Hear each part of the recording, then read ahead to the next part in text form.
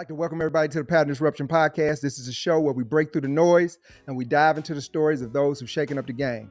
I'm your host, Eric Rhymes, and every week I bring you real, raw conversations with entrepreneurs, educators, entertainers, and all-around creatives who went from the shadows to the spotlight. So if you're ready to learn what it takes to rise above the rest, you're in the right place. Let's break some patterns and start the show. So today we chopping it up with Raymond Frank II. He's a Detroit East Side native, actor, producer, and the creative force behind the films Still on My Block, Love Pain, and his newest project, Means to an End, which premieres tomorrow. From the stage to the big screen, he's been making moves and creating opportunities for others along the way. We're talking passion, perseverance, and the real grind of an independent filmmaker. So let's get to it. Y'all give a warm welcome to Raymond Frank II. Hey, what's up? What's up? What's up, man? What's going on, brother? So you already know how we got started, but guess what? All they know is the screen went blank, and we went and jumped in our superhero suits. Oh yeah, and we back at it. But I know you don't have a lot of time, so I want to get straight to it. So you started in stage plays before transitioning into film. What was that moment when you knew film was your true passion? It was like right after I did the first movie I was in that's on YouTube. It's called Could This Be Love on Christmas? Like once I did that, it was that was like the first full movie, but I had did a series before that, like Pray, and just the film being on set and just the environment of the film that had drew me in right there. So that kind of made me want to transition at that point. And what year was that? That was like 2017, 18. Okay. So you've been at it for a minute, for sure. Yeah. You know, I've been watching you. I don't know if you remember when I was doing film, and it was no street signs, as they would say. It was no guideposts when I was doing it. It was Moolah Films. It was a couple other people, and then it was Dennis Reed and us over Arte. So we were trying to figure it out, man. So now premieres are happening every other week or so now. You know what I'm saying? Right. We did a couple premieres too, and we had our challenges. So if this is your first one, just know that as long as it's not your last, regardless, hey, that's how I start. You know what I mean? Oh yeah, cuz I want you to come in, get down with me. You know what I'm For saying? sure, most definitely. So how did traveling to different cities like Philadelphia, Atlanta, and Chicago shape your perspective on storytelling?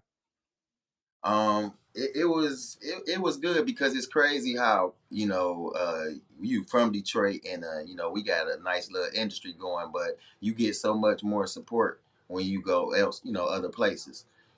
So it's like in Chicago, we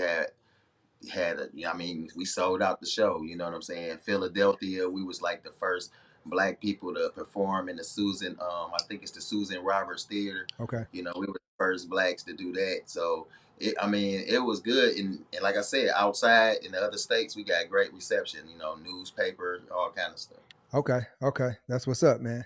And then you produced Could This Be Love on Christmas? Well, producing Could This Be Love on Christmas was a major step. What was the biggest lesson you learned from that experience?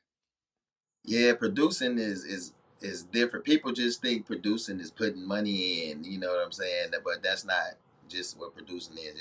It comes with a lot of responsibility.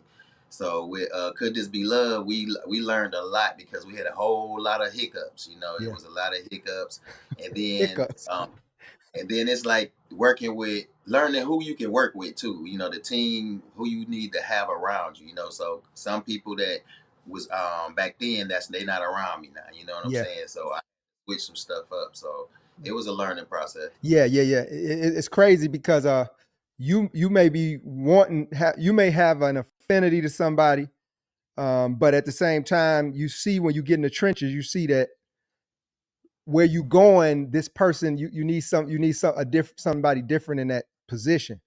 Because if they can't, if they get frazzled at the small situation, this is a small level. You know what I'm saying? And not to say it's small, but I'm just saying you're talking about doing arenas. You're talking about international releases. Like, no, you need the right people in place. Right. And that's what that's about, finding out if these people can go. Because a lot of people get spit themselves out the process. You ain't got to make them leave. Yep.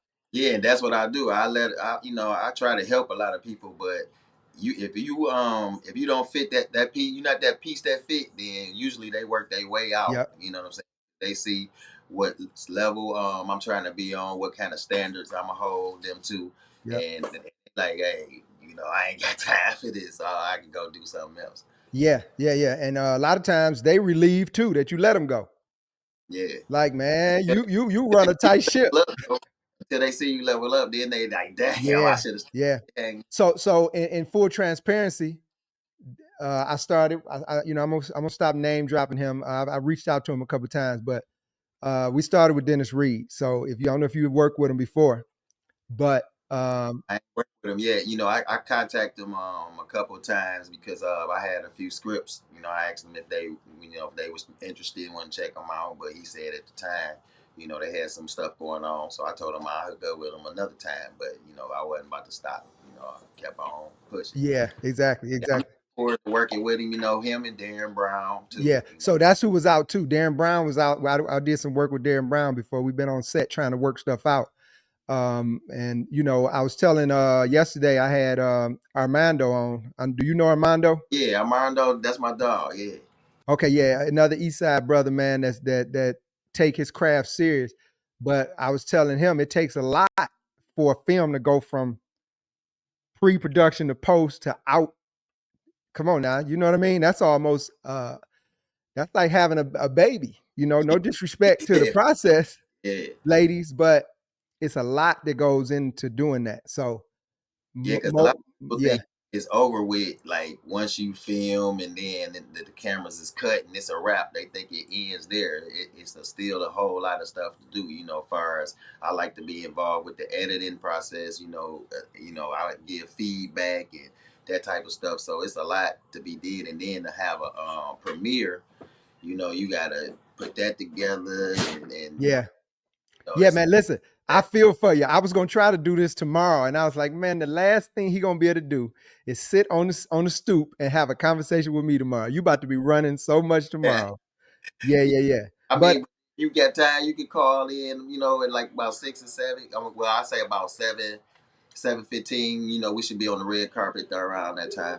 yeah, yeah. I'm gonna see. Let's see how we can get that done. That'll be dope, Oh, man. okay. That'll be dope. So many actors dream of making their own films, but don't know where to start. What advice would you give to somebody that's looking to transition from acting to producer? I would say first of all, study and do your research. Before you just jump into it, study and do your research because you don't want to jump in something. I know a lot of people lost a lot of money. They lost the passion because it was just it was so discouraging. You know what I'm saying? Because sometimes you can hit those spots where you like, man, I don't even want to do this no more. And I didn't hit those spots before too. Like I don't know if I'm gonna keep on. Yeah, But I had like one of my boys, Joe. We called him Joe. His name Lamar Bozeman.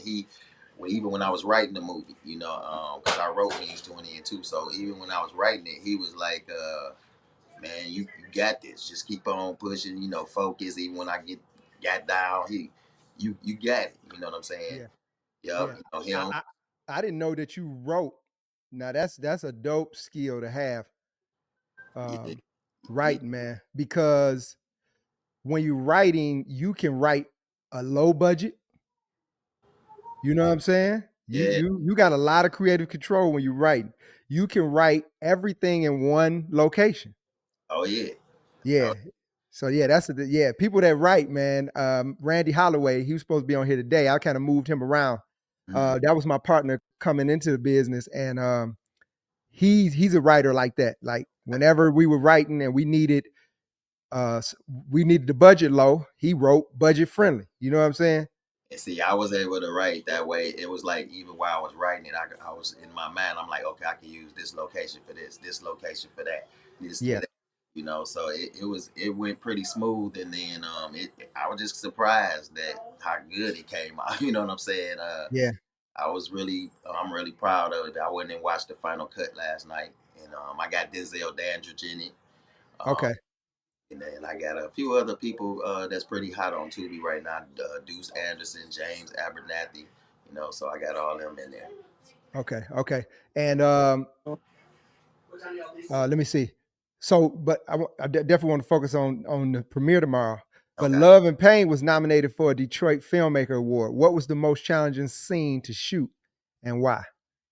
The most challenging scene, you already know the most challenging scene was the love scene I had to be in. Oh yeah, It was pretty. It was kind of like uncomfortable because I had just got back from Hawaii and put like that week before getting married. So you know what I'm saying. yeah, So I'm yeah, going back, and I had to come into that, and but it was challenging. But being a professional, the young lady, she was professional, and we yeah. was able to pull it off and make it look real. Okay, okay. So, what's one behind the scenes moment from Still on My Block or Blue Ice that really stuck with you? This is behind the scenes. Well, it was a lot of we had a lot of fun on Still on My Block, especially with Jamal Willard. You know, Biggie. He was in this, so he was. We had a lot of fun moments with him because he liked to go eat at Jay's Cafe on the West Side. That's his spot. Every time I had to take him to Jay's Cafe. You know, and then let me see. With Love Pain, well, I know with Blue Ice, Yeah, I say the great behind the scenes was just the cast. The cast, it was like we all was cool and bonded. It was just always fun. You know what I'm saying? yeah. So that's what I liked about Blue Ice. I like the way they click up and way they operate. Okay, okay. As an executive producer, how do you decide what projects are worth your time and energy? I read over the script and then I mean, you got to really start to evaluate scripts and what you are part of, you know, when you get into this, because it's some people will come with some good stories, but you got to realize, can we bring this story or this vision to get, I mean, to life the way it needs to be brought together? Because some people have a story, a good concept, but don't have the resources or whatever to bring it together. You Yeah. know what I'm saying? So it's just like being an executive producer. I just look at like who are the people who involved with the project, the script. You got to evaluate a lot of stuff, and then I decide from there, like if I want to be a part of it. And I didn't told people like, hey, you know, I'm not saying I'm better than nobody or I'm not this, but it's just where I'm trying to go and how I'm trying to build my brand is just certain stuff I can't be connected to. Okay. Yeah, yeah, yeah. And that, yeah, that takes a lot of foresight, um, and intuition to make those long term decisions. I remember we were doing a movie called we doing a Bianca movie, Okay. and our leading lady, she's a pastor now, Okay. and that movie had a lot of it was based on molestation and stuff like that, Okay. and she she came to a lot of the set reads and everything, and one day we got a call that she wanted to talk to us, Mm. and she was evaluating it, and she said long term her brand and who she can't have nobody go back and pull that up, especially in this day and age. All right. Which, even though it's art, it's not that she Right. was, you know what I'm saying? It's art, Right. but you know what I'm saying. Like you see Yeah. the That's girl yeah. who had her kids just pass away. They got video of her partying. Now I don't know if that was before or after, but regardless, you said that you were homeless. It don't look right. Right. It It's don't look right. right. So, but yeah, most definitely, man. So that's a good eye that you have if you can foresee things coming and you can kind of I guess before something happened. You know what I'm saying? Just having that foresight. And it's just what just came with experience because it's like I produced helped produce like 3 or 4 movies, and then I've acted in like maybe 5 or 6, and then been a part of a few series and stuff like that. But it's just with the experience, like you see how some camps might operate, then you see this camp operate, then you work with this person, then you start just seeing like what they doing is not working. You know what I'm saying? So I'm not gonna do that. And what they doing, it seemed to be, so you just got to take stuff here and there and just make your own plan and put it together. Okay. So filmmaking is full of ups and downs. Can you share a moment when you almost gave up and what pulled you through? Uh, it's like I have to say the first premiere that I had to put together because like luckily this ain't the first one. That's why it's going pretty smooth. It's going a lot smoother because I learned a lot from that first one, but was still on my block. That was so stressful. It was stressful because I had an idea of stuff because had been involved with premieres, but I had never had to do the premiere and kind of like organize it and put stuff together. And it was crazy, you know what I'm saying? So and it made me like after this, I don't know if I'm doing this again. You know what I'm saying? Yeah. This right here, this a lot, you know. But I just got this, you know. I had to get disciplined and figure it out and say, and I know where I want to go with it. So I Yeah. stuck. And that's what I'm saying. My premieres, I think the premieres were great. Well, not the first one, but the second one was flawless. Hmm. Three, four theaters. We made a lot of money. Well, I got a lot of good feedback. But then you have to roll it out and distribute it. So, is that something that you usually do beforehand? Like, are these situations that you already got distribution for, or are you? Yeah. Yeah, so right now we already know who we gonna go with our distribution, and then I'm working with my one of my guys, Jigsaw, from Chakotay Films. That's my Okay. guy. He the one who shot it and stuff. But we working together to get it. We already got everything, the packet already, you know, sent off Yeah. for the streaming. So we was trying to get it sent off earlier so it could when the premiere dropped, it could kind of be dropping right after the premiere. So Yeah. but we still working on that. But that's not even stressful right now because, like I said, going through it before, I knew how to handle stuff, and then with Jig helping me out, it's really a load off. So Yeah. Yeah. Most definitely. Most definitely. So, you known for helping others grow in the industry. What's one piece of advice you wish people would have told you coming in?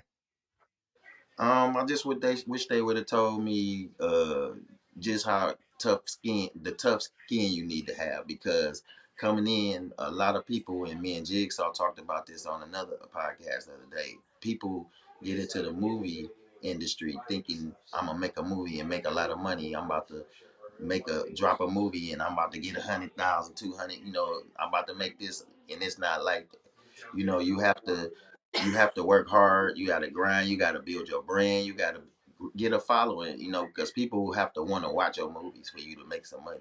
So if you're not popular and really have a big following, then you have to make quality movies. And that's what people don't understand too. A lot of people just want to keep popping them out, popping them out, popping them out. Your name gonna get out there, but then you don't want your name to get out there because you had junk all the time. So people have to start understanding that it's okay to come out with um, keep a circulation of movies coming, but make sure you putting out something with some quality that people that's catching their attention. Different stories, you know, not just our regular Yeah. average stories. You know what I'm saying? Let's switch some stuff up, get creative. You know, so you know that's my advice for them. You know, you gotta do something different. Okay. Okay. Family is a huge motivator for you. Oh yeah, Congratulations on you just got married not too long ago, got a baby on the way. yeah. Um, and you know, and this is your baby, so you got a lot of good things going on, man. How do you balance the grind of filmmaking with making time for your loved one? It's hard. It's hard. My wife, she got to be patient because I'm busy a lot. You know what I'm saying? And she you know, she worked with me, and a lot of times, you know, like even before she got pregnant, we always do stuff together, always together. So it's kind of different now because she can't go with me all the time and do stuff because she got the baby. So she feels salty with that sometimes. But you know, just juggling the family, work life, and the grind. It's just something I just discipline myself to do because it got to be done. Because if, like I just say, if I ain't doing it, it ain't getting done. You know. Yeah, yeah. And we look at it on the day-to-day stress, but when those days, those good days add up to a good life for you in the future. You know what I'm saying? Especially when you're investing into your future. A lot of times we don't see you see the fruits, but in through the days you don't get the chance to really appreciate it Right. day by day. But then you look at it later on, you be like, man, if I would have made one turn the opposite direction, I could have derailed my whole life from this. You know what I'm saying? I'm Yeah. in the process of doing that now. That's one of the reasons I moved out of town. Okay. Had to get focused and get around with the people that at the end of the day, you got people. So shout out to Detroit and all my people in Detroit. You already know what it is for Yeah. Oh, yeah. with that. It's gonna always be home. But I wanted to leave when I was 20, and I couldn't leave because of grandma. Because see, Oh yeah. you a caregiver too, pretty much. Oh yeah. Oh yeah. So you know how that is. And then I had my daughter, and then my daddy up in age. So when it comes to what we're doing day to day, you got to appreciate the day to day grind and look towards that future on the horizon that you got coming, because it's coming. Tomorrow is gonna come. Oh yeah. Oh Yeah, yeah. it's gonna come. And I, some people get lost in the process because it takes so long or it's stressful. But trust me, you look back on it and you'll be like, I'm so glad I was a part of it. I look at, like I say, with the movie industry, I look at like Dennis Reed. oh yeah. We touched our first film together. Okay. You see what I'm saying? First Yeah. film. We cried on each other's shoulders, and I kind of got out the business, but look where he is now. Oh yeah. He tearing it up. He He tearing it up tearing it up. Yeah, yeah, yeah, most definitely. right off. Um, But it's just that you gotta be focused, man, and you have to be disciplined, and you have to just keep going. You know what I'm saying? Because like you say, it's gonna be bad days when you might not have a good showing for your premiere. It might yeah, be on set. You might have some bad days. The camera mess up. Anything. Equipment failure. So and it's a lot of stuff that could cause you to be like, I quit. But yeah, it's a lot you have to think about to be like, hey, it's worth keep going too. exactly. Okay. So with the means to an end premiering tomorrow, what do you want the audience to walk away feeling after watching? They gonna have a lot of different emotions, but I think they're gonna be really, really impressed with what we got coming tomorrow. Cause I was yesterday.